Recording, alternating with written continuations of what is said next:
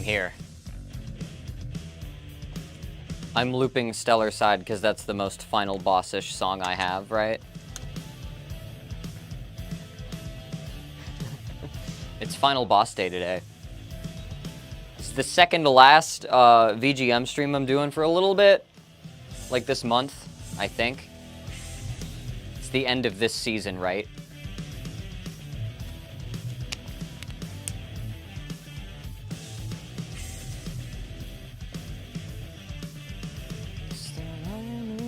Like stellar side.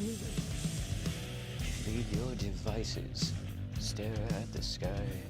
Join the Doom Collectors, they glare into the lights. Cuts of no meaning, no more pretend. You want it all to burn, cause you fear I never end.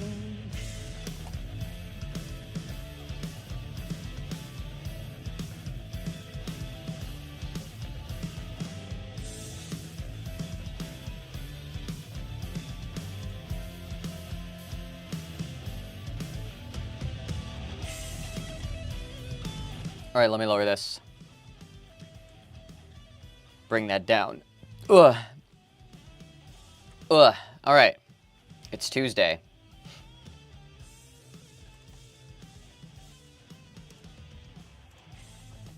All right, there's 10 messages in here. How many suggestions? 1, 2, 3, 4, 5. There's 5. I might do one more of my own suggestion. I was torn between 2, but there's one I'm set on.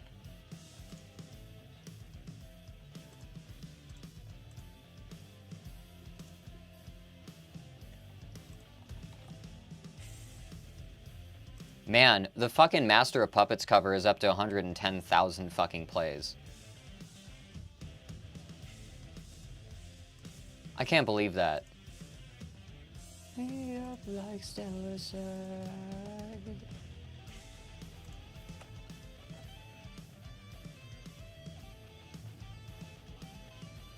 Let me load this up. Gotta keep both my chats up.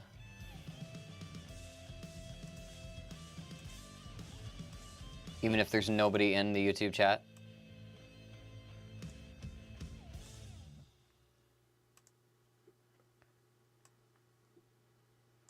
Okay.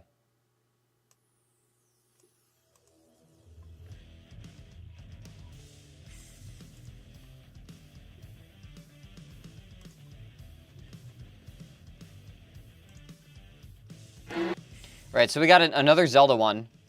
2 Zelda ones. 2 Zelda final bosses. I'll have to see which one I want to do. They're both from Breath of the Wild.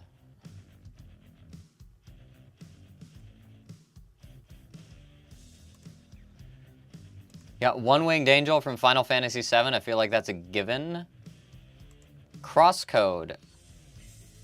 I am very unfamiliar with this game. And then we have Bravely Default. I think I know somebody who was in one of those games. Alright. To this, I'm going to add... It's another Sonic song.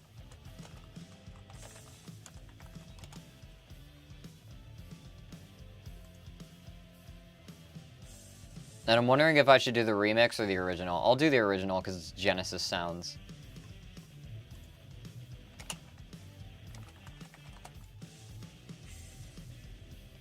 How do I find a not extended one? Okay, there it is. I know it from that first chord. Alright, so we got 6. That's good. That's good for me.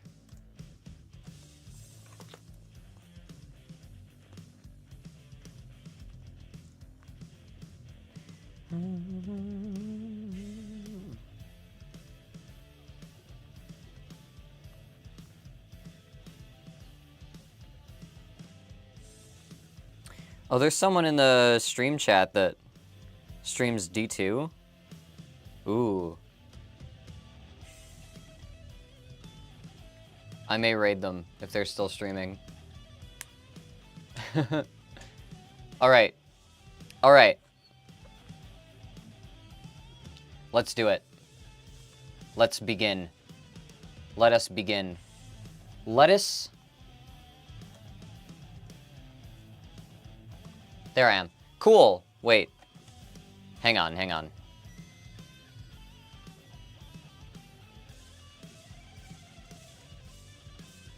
Oh, and that shut off too. Why?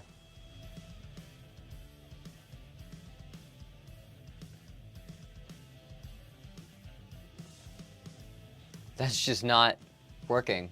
That's weird. Okay. That's fine. I only need that light.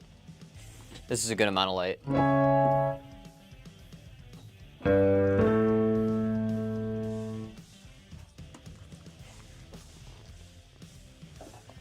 Okay. We're in it.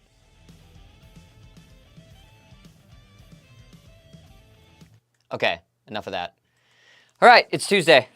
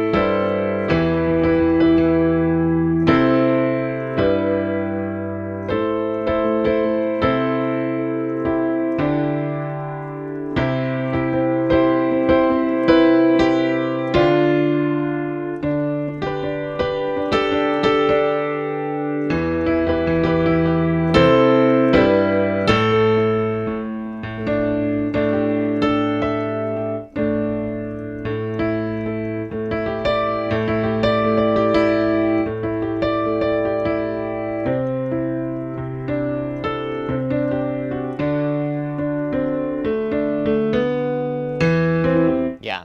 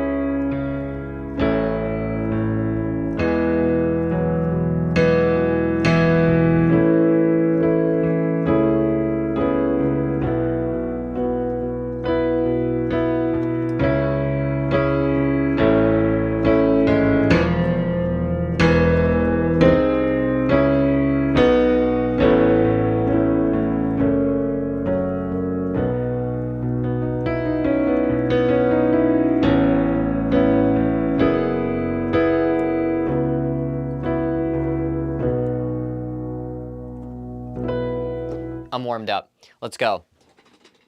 So, it's final bosses. I have them all pulled up.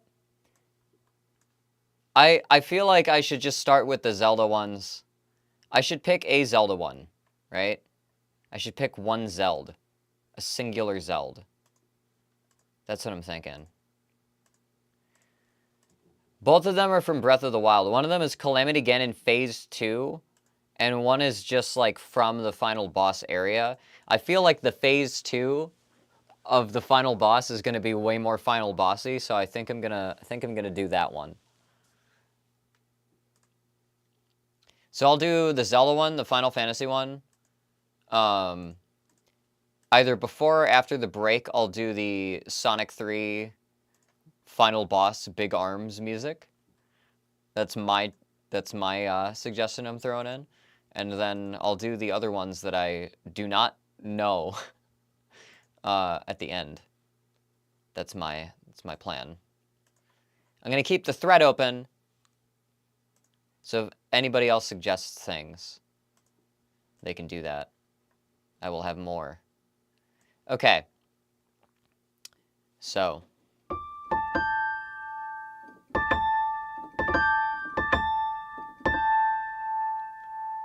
Let's see what we got first. Let's do the Calamity Ganon Phase 2. So this was suggested by Mars in the chat.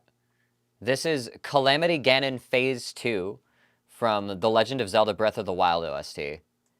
So I've listened to a few songs from Breath of the Wild so far. There's always a Zelda song that gets suggested whenever I do this. So let's do it. Let's do this one. This is going to be the first final boss theme of the day. I'm going to listen through once for vibes and then again for analysis. Here we go.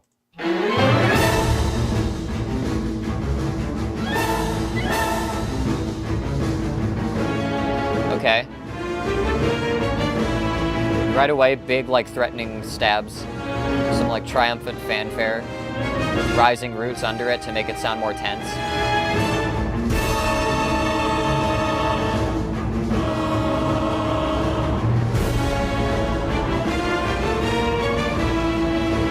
Yeah. Oh, it like skips ahead a beat there, it sounds like.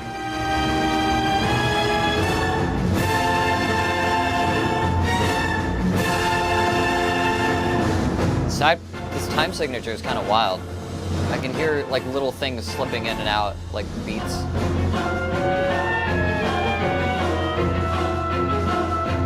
Okay. So now we have a tonal sounding melody here against the backdrop.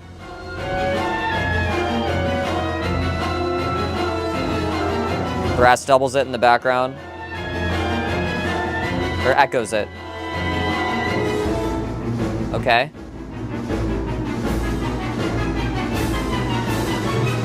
Some downward like string pizzica or staccato arpeggios.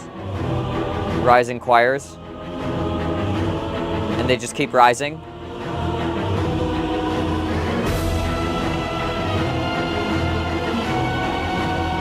And it repeats that same phrase. Rises faster. Crashes.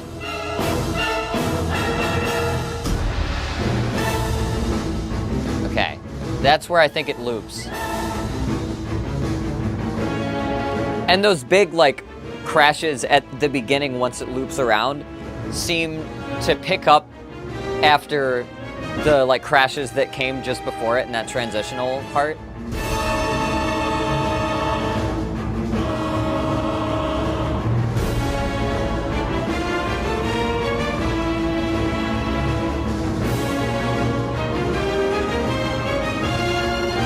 I like that rising melody. It sounds like it's in like a Phrygian scale or something. There's some kind of like harmonic, like minor or major.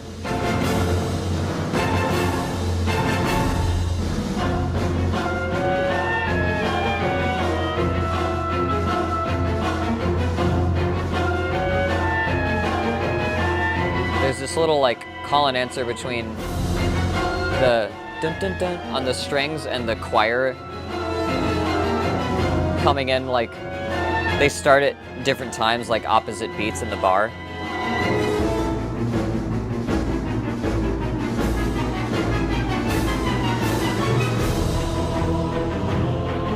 Yeah, and then the rising part again. Yeah, this is very final bossy. It's very elevating challenge, elevating threat. It's big, it's thunderous, it's epic.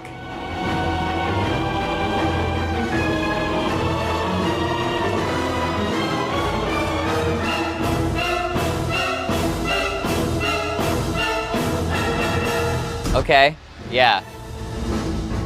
And then it starts out back at the beginning with those big hits, those big stabs. Okay. So, this is, it's big and cinematic and epic, but it sounds like it uses a lot more gamey, a lot more Zelda kind of tropes than the usual big symphonic orchestral kind of shit, you know? It's definitely doing a lot. It's definitely evoking where it is and not just trying to sound big and epic. It's trying to sound like a big, epic Zelda track. So let's... What key is this in? So right at the beginning, we're hitting these A's.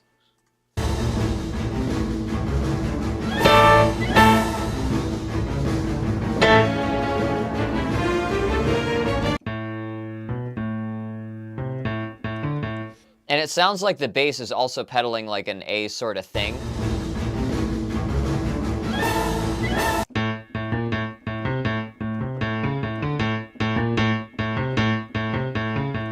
So yeah, we have this thing going on in the bass where we do like a half step thing and then walk up intervals from the minor third, major third, and then the fourth. It's doing something like that. And that is sort of just kind of rooting you back to A, right? These are all notes that want to fall back to A in the context that they're in.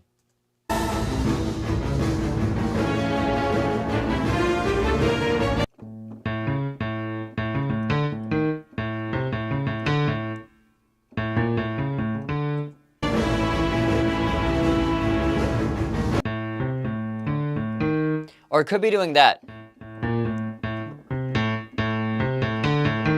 It could also be doing that and hitting a tritone kind of thing. I think it's actually doing that. And then it sounds like it moves up a half step.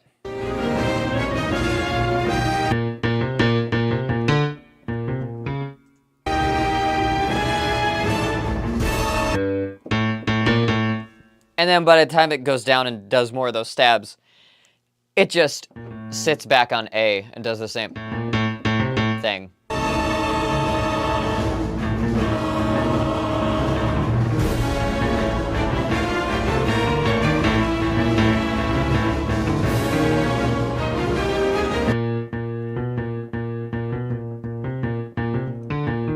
And this is actually going up the scale. It's not exactly modulating. It's sort of following the rest of the intervals of the scale as it does that, it sounds like.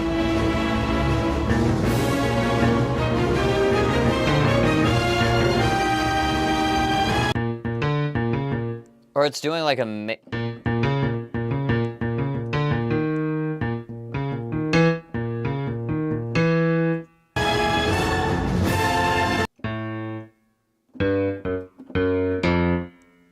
Then it sounds like we go down to F.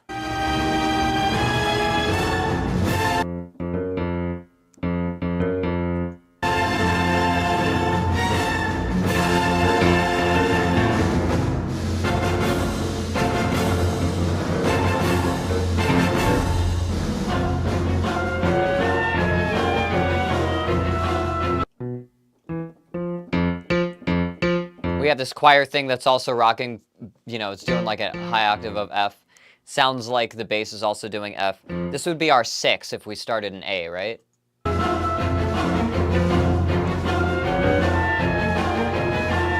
But it sounded like we were, that's where we were at to begin with. So now we're doing that same sort of pattern, but in F, down on 6.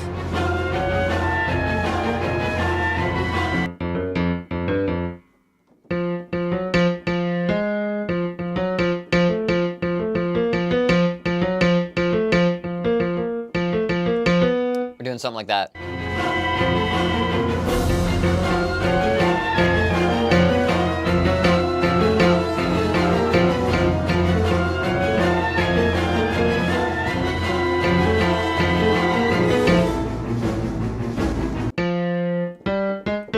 Yeah, and then we get to back to A. Done.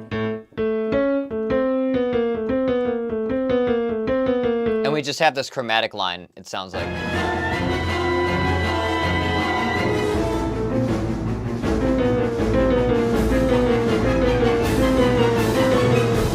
And then everything sort of builds onto that. And at the end, it does a...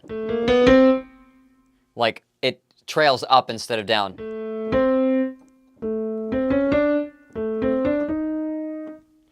And it sounds like, what does it add there?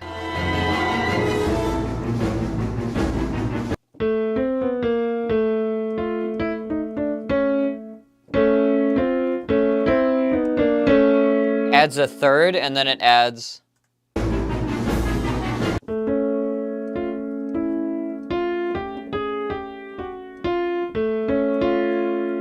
okay, then it adds a sixth. So it adds another major third above that.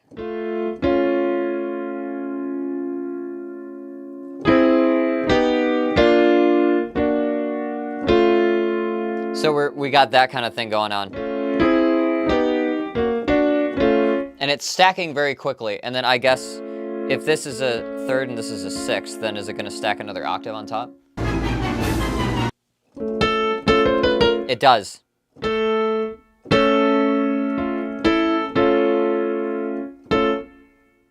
Oh God.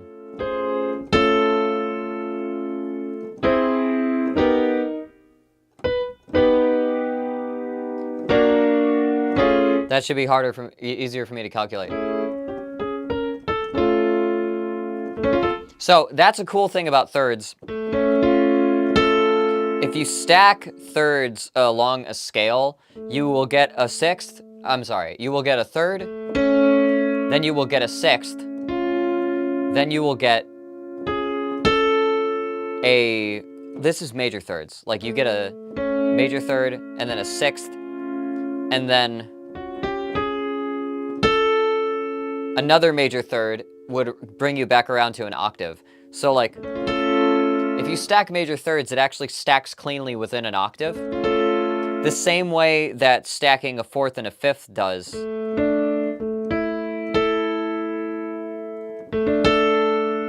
Right? Sort of. Or the way that, like... I think actually major thirds are the only one you can cleanly do that with. Besides the tritone.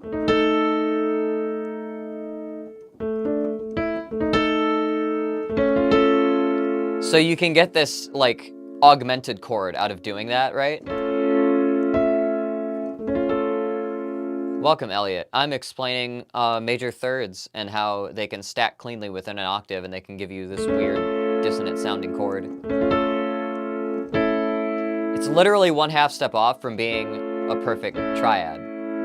You just have to replace this with this major third with a minor third, and then you have to replace this third jump with a fourth, right? And you can do the same thing if you stack sixths. Let's see.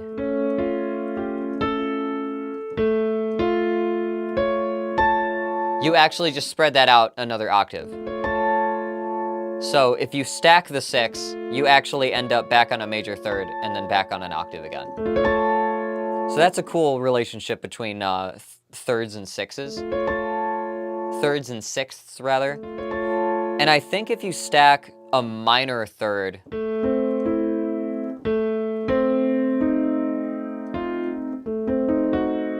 you get a diminished seventh, which then can also fill an octave, which is interesting.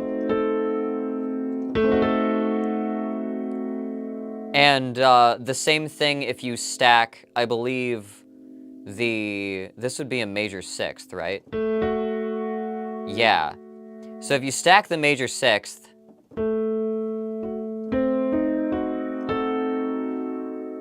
you would get this, and then 1, 2, 3, 4, 5, 6, 7,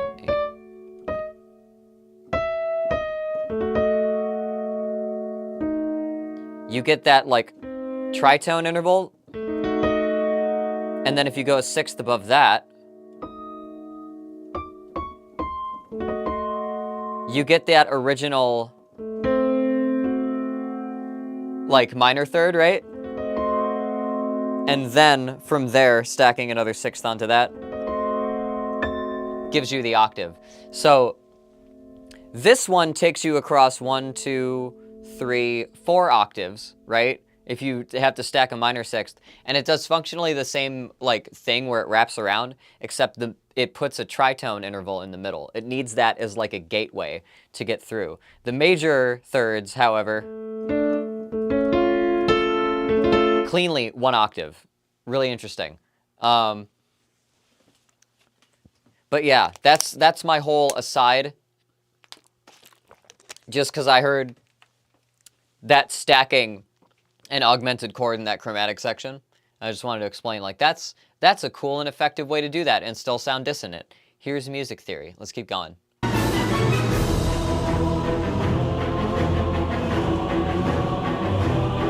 So we start on the 5th of the root that the song started with. And we start rising from here.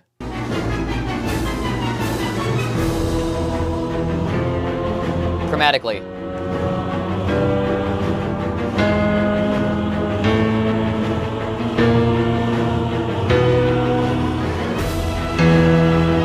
And then we go back up. I mean, back down to E and then start doing the same thing.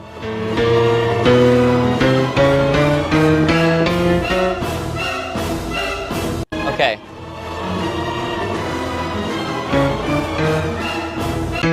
Okay.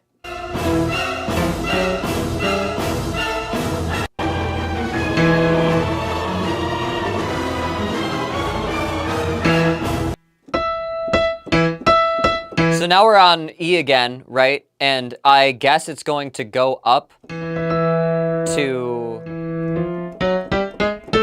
It's going to climb back up to A, while this E is going to stay in place. That sounds like what it's doing here.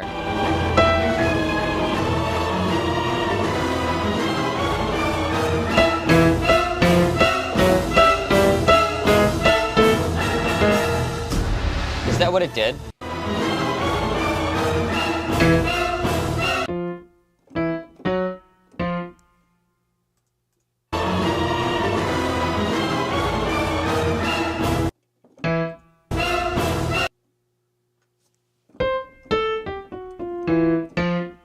Oh, it's like the brass or something that's going up.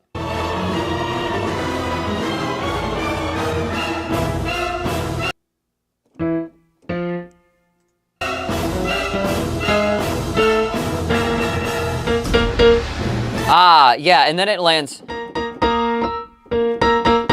1/2 step above the note that we started with that brass. Everything else is just hitting.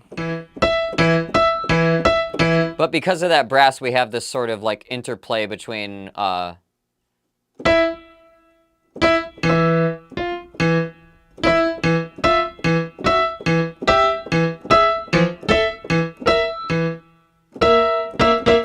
then once we get to that 1/2 step below A, then we just stab on that a bunch of times, right?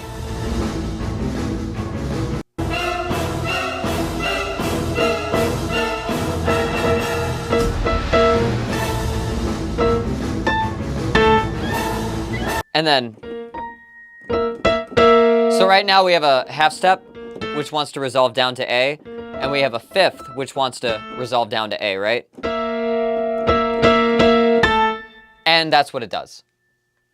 And we're back in A.